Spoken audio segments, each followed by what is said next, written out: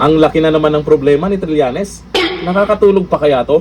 O ayon dito sa balita ngayon, Trillanes, aminadong baka ito na ang kanilang huling pagkakataon. Ay talaga naman. Kasi kung hindi kayo magtagumpay na mapa-impeach si VP Sara, magtago ka na.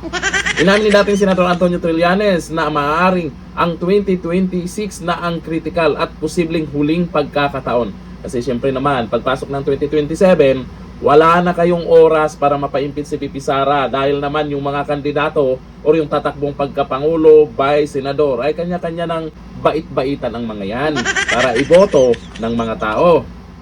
Ito na ang huling posibleng pagkakataon upang papanagutin nila ang kampo ng mga Duterte. Kasabay ng babala na kapag nabigo ito, lalo lamang lalakas ang kanilang puwersang pampolitika patungo sa 2028 election. Matagal na pong malakas ang mga Duterte, trililing kasi nababasa kong mga komento dyan. Pero sa sinasabi mong lalo pang lalakas, tumpak ka dyan. Kasi mapatunayan na yung ginagawa nyo ay paninira lang. Siyempre may mga butante po dyan na nagmamasid lang, nakikinig lang, nanonood lang sa mga galawan nyo, sa ginagawa nyo kay VP Sara.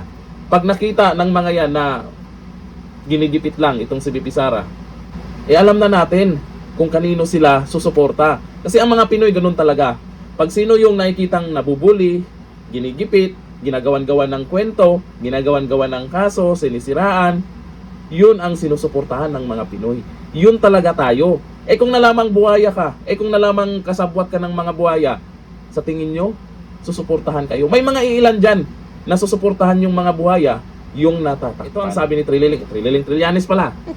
Make or break na to. Pagka hindi mapanagot yung mga Duterte ngayong 2026, ay palakas na yan sila ng palakas in the lead up to the 2028 election.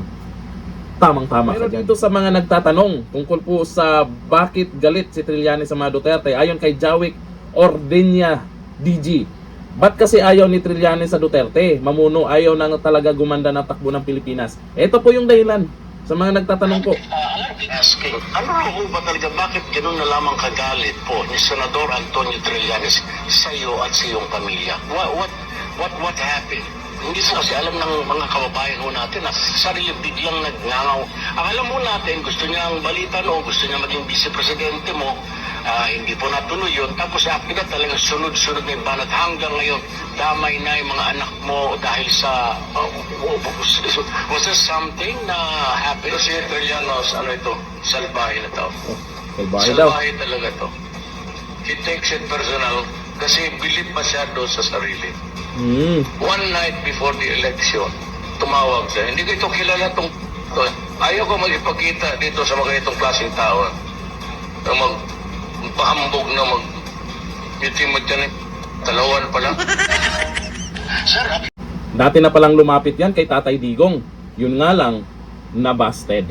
Kaya simula nun, ayan na. Banat ng banat na kay Tatay Digong. Tapos ngayon, eto na, kay VP Sara na naman. Hindi hihinto yan. Ganamang itong si Trillanes, kinakabahan. Baka maihi na naman. Hanggang dito lang. Thank you. Bye-bye.